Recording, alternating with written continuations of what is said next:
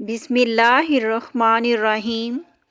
آج ہم ان سزاؤں کے بارے میں بات کریں گے جو غیر محسوس طریقے سے اللہ تعالیٰ ہمارے گناہوں پر ہمیں دیتا ہے، لیکن ہم لوگ اس کو جھٹلائے ہوئے ہیں، اس کا ادراک نہیں کرتے۔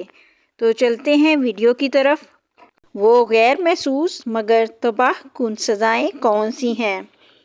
کسی شاگرد نے اپنے استاد سے کہا، ہم رات دن اللہ تعالیٰ کی نافرمانی کرتے ہیں مگر اللہ تعالیٰ ہمیں سزا نہیں دیتا۔ استاد محترم نے جواب دیا، ایسی بات نہیں ہے، بلکہ اللہ تعالیٰ ہمیں کتنی سزائیں دیتا ہے مگر ہمیں اس کا احساس نہیں ہوتا۔ اللہ تعالیٰ کی سزائیں کیا ہوتی ہیں؟ سنو۔ نمبر 1، مناجات الہی کی لذت سے محرومی۔ کیا رب سے مناجات کی لذت تم سے چھین نہیں لی گئی؟ نمبر 2، کسادات قلبی۔ اس سے بڑی سزا کیا ہو سکتی ہے کہ انسان کا دل سخت ہو جائے؟ نمبر 3، نیکیوں کی توفیق نہ ملنا۔ ایک بڑی سزا یہ بھی ہے کہ تمہیں نیکیوں کی توفیق بہت کم ملے۔ نمبر 4، تلاوت قرآن سے غفلت۔ کیا ایسا نہیں ہوتا کہ دن کے دن گزر جاتے ہیں مگر تلاوت قرآن کی توفیق نہیں ملتی، بلکہ بسا اوقات قرآن کی یہ آیات سنتے ہیں جس میں اللہ تعالیٰ نے فرمایا کہ اگر یہ قرآن پہاڑ پر نازل ہوتا تو اللہ کے خوف سے ریزہ ریزہ ہو جاتا۔ ہم یہ آیت سنتے ہیں مگر ہمارے دلوں پر کوئی اثر نہیں ہوتا۔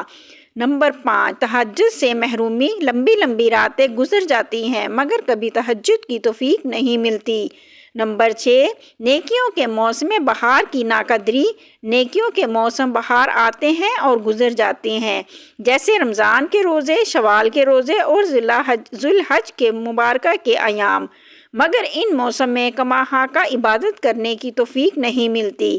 اس سے بڑی سزا اور کیا ہو سکتی ہے؟ نمبر 7، عبادت کو بوجھ محسوس کرنا۔ کیا تم عبادت کو بوجھ محسوس نہیں کرتے؟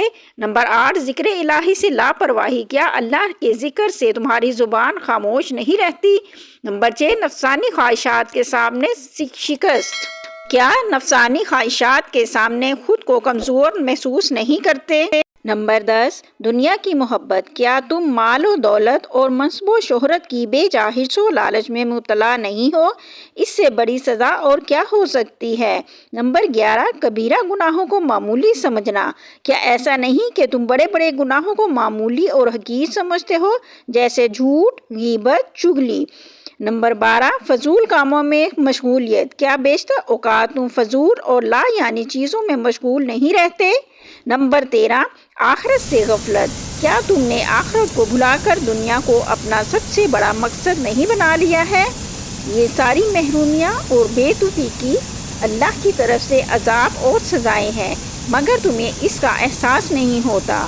یاد رکھو، اللہ تعالیٰ کا یہ بہت معمولی عذاب ہے جسے ہم اپنے مال و اولاد اور صحت میں محسوس کرتے ہیں، اور حقیقی عذاب اور سب سے خطرناک سزا وہ ہے جو دل کو ملتی ہے۔